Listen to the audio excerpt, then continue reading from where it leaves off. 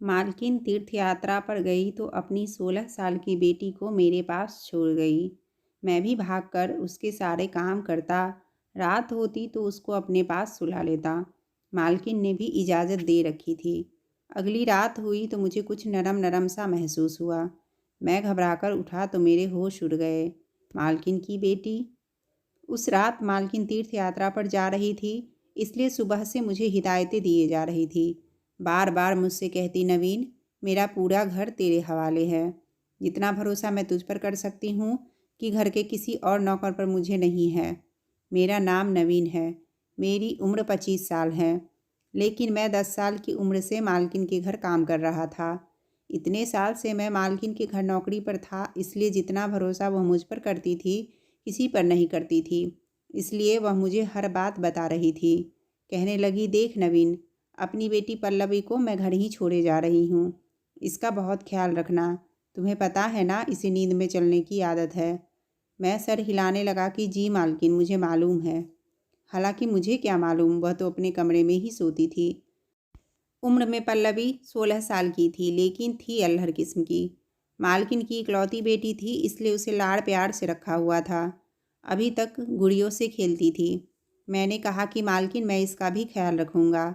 लेकिन इसके बाद जो बात मालकिन ने मुझे कही, मैं तो दंग सा रह गया। वह कैसे मुझसे यह बात कह सकती थी।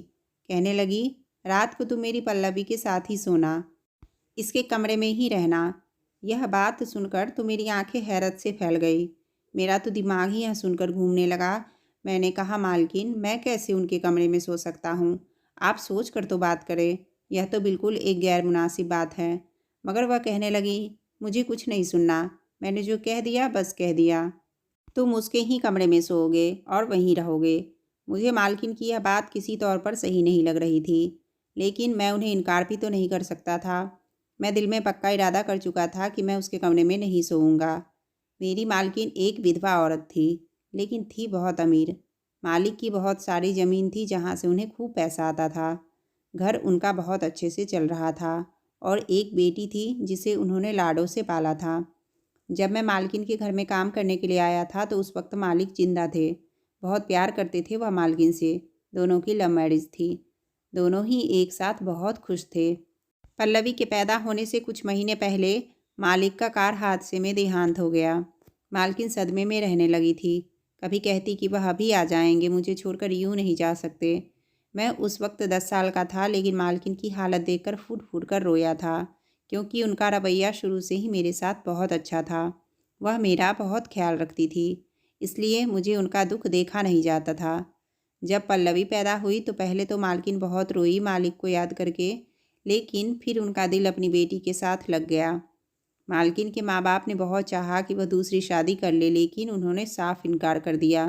कहने लगी कि नहीं, मुझे अपने पति से बहुत मोहब्बत है और मैं अपनी सारी ज़िंदगी अपने पति के नाम पर गुजार दूंगी। मालकिन ने फिर यही किया। पूरा घर उन्होंने संभाल रखा था। इतने साल गुजारने के बाद मालकिन का सबसे ज़्यादा वफादार और भरोसा करने वाला नौकर मैं ही था। कारोबार की देखरेख भी मालकिन ने मेरे हवाले कर रखी थी, लेकिन मैं भी एक एक रुपए का हिसाब मालकिन को देता था। इस साल मालकिन के माँ बाप तीर्थ यात्रा पर जा रहे थे, इसलिए मालकिन ने कहा कि वह भी तीर्थ पर जाना चाहती है। यह सुनकर पहले तो पल्लवी ने हंगामा खड़ा कर दिया कि वह अकेले यहाँ नहीं रहेगी, लेकिन उसके फाइनल पेपर थे, इसलिए मालकिन कहने लगी कि मैं तुम्हारी पढ़ाई को ख़राब नहीं करना चाहती, इसलिए तुम अगली बार मेरे साथ चली जाना। बड़ी मुश्किल से वह मानी थी, लेकिन जो कुछ मालकिन मुझसे कह रही थी वह बात मुझे सही नहीं लग रही थी। मालकिन मुझे सब कुछ समझाकर तीर्थ यात्रा पर चली गई और उनके जाते ही मैंने सोफे पर बैठकर सुकून का लंबा गहरा सांस लिया। फिर खाना बनाने वाले को बुलाया और अपने लिए बढ़िया सी चाय बनाने को बोला। लेकिन मालकिन के होते हुए मैं कभी भी सोफे पर नहीं बैठा था।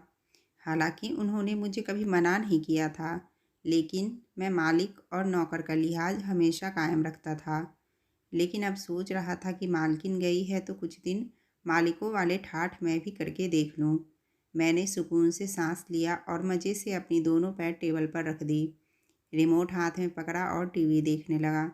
अभी मैं कुछ सोच ही रहा था कि इतने में ही कमरे का दरवाज़ा खुला और पल्लवी आ गई।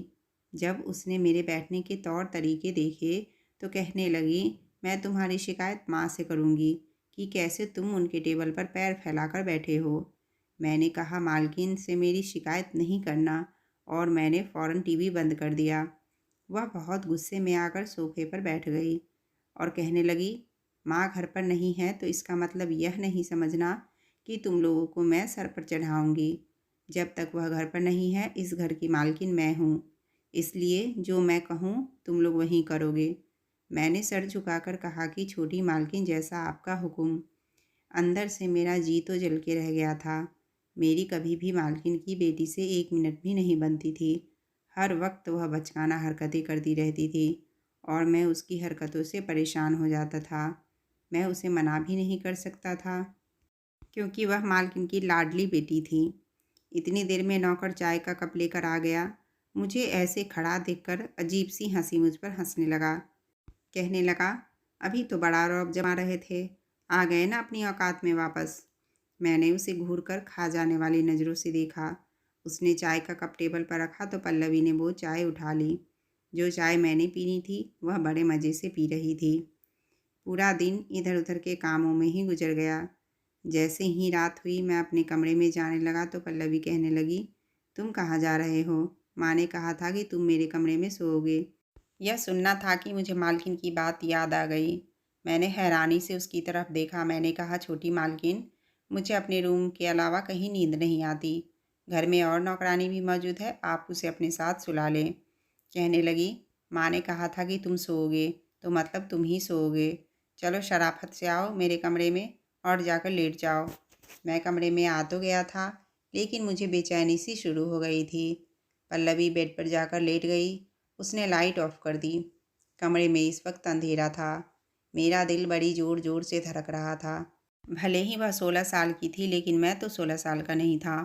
मुझे किसी की एक बात याद आने लगी जो मैंने कहीं बाहर सुनी थी कि जहाँ एक मर्द और एक औरत हो तो वहाँ तीसरा शैतान होता है। पता नहीं मालकिन ने ऐसा क्यों कहा था कि मैं उनकी बेटी के कमरे में अकेला रहूं। उनको चाहिए था कि वह नौकरानी को उसके साथ सुलाती। कमरे में हल्की सी रोशनी थी। एक नज़र मेरी बेड पर लेटी पल्लवी पर पड़ी तो उसके चेहरे पर जाकर मेरी नज़र टिक गई।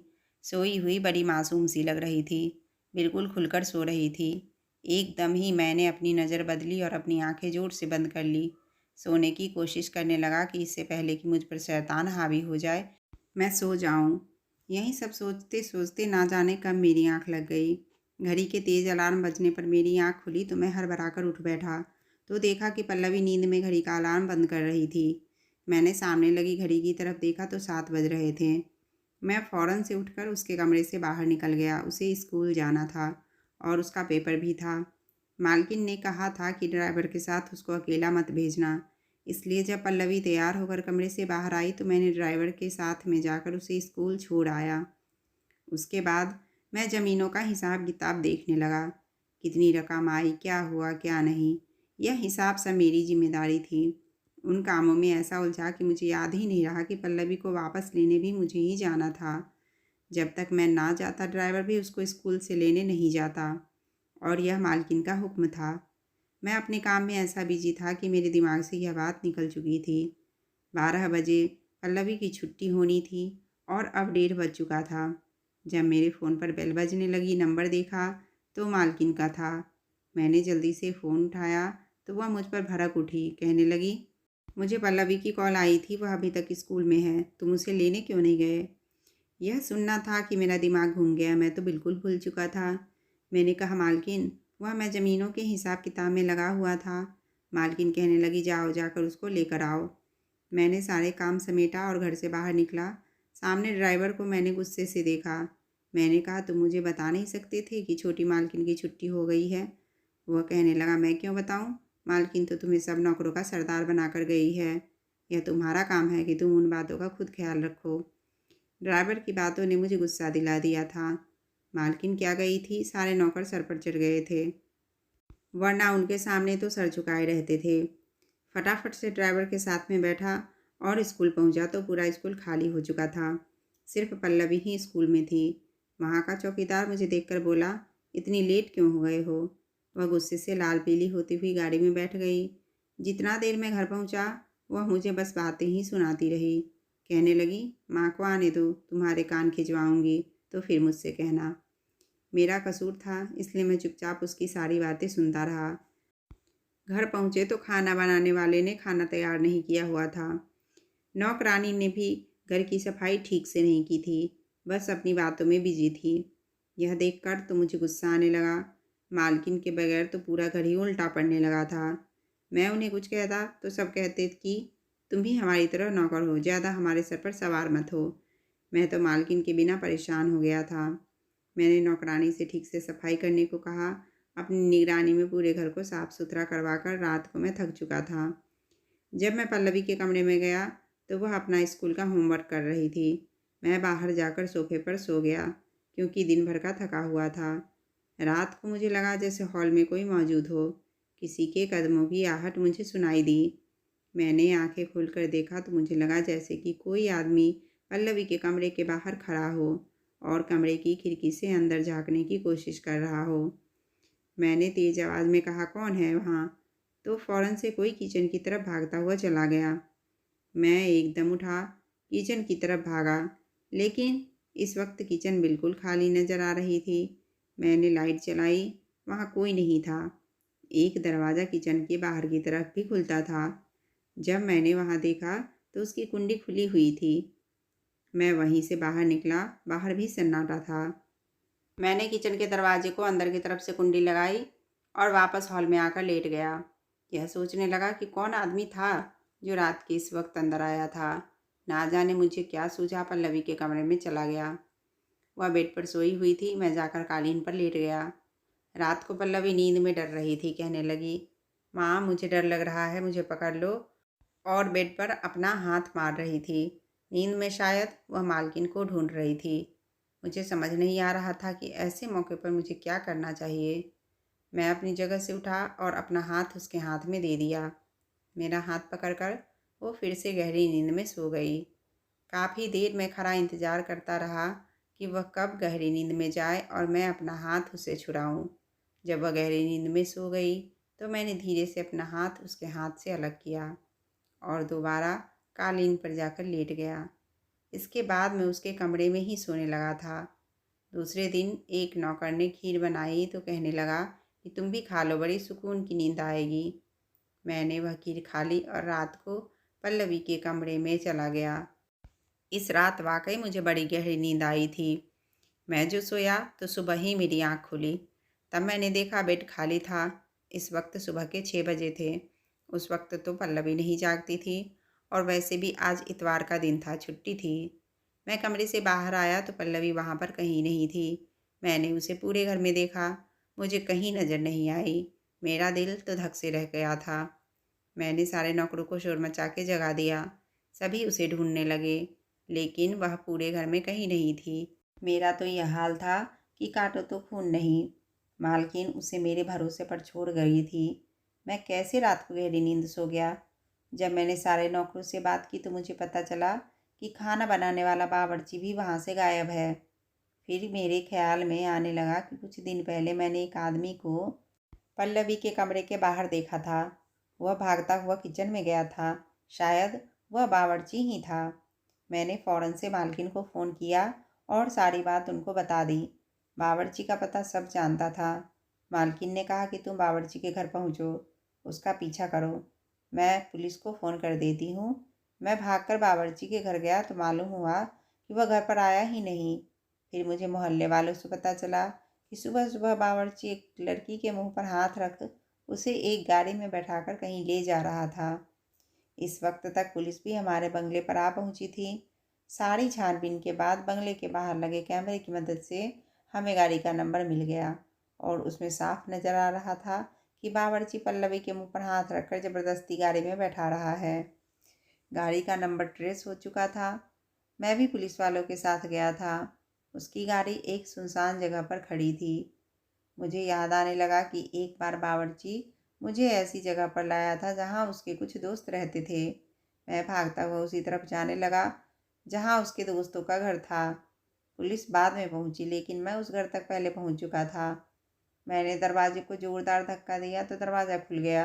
सामने बावर्ची और 2 मर्द मौजूद थे। उन्होंने पल्लवी को रस्सी से बांधकर एक कुर्सी पर बैठा रखा था। वह बहुत रो रही थी। यह देखकर तो मेरा खून खौल उठा। मैंने उन तीनों की धुलाई शुरू कर दी। इतने देर में पुलिस वहां पहुंच गई। उनको पकड़कर जेल में बंद कर दिया। रोते हुए पल्लवी मेरे गले से लग गई, बहुत डरी हुई थी।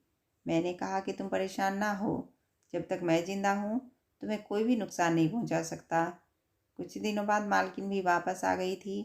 मालकिन पल्लवी को गले लगाकर रोने लगी और मुझसे कहने लगी, मुझे तुम पर भरोसा था कि तुम मेरी बेटी की हिफाजत जरूर करोगे। मैंने कहा कि मैं इसे हमेशा अपनी छोटी बहन की तरह समझता हूँ और जब तक मैं जिंदा हूँ आप बेफिक्र रहें। ना तो आपकी तरफ कोई आंख उठाकर देख सकता है और ना ही पल्लवी की तरफ। यह सुनकर मालकिन खुश हो गई। कहानी अगर अच्छी लगी तो लाइक करें और चैनल पर नए आए हो तो प्लीज़ चैनल को सब्सक्राइब कर दें। वीडियो देखने के लिए आपका बहुत बहुत धन्यवाद।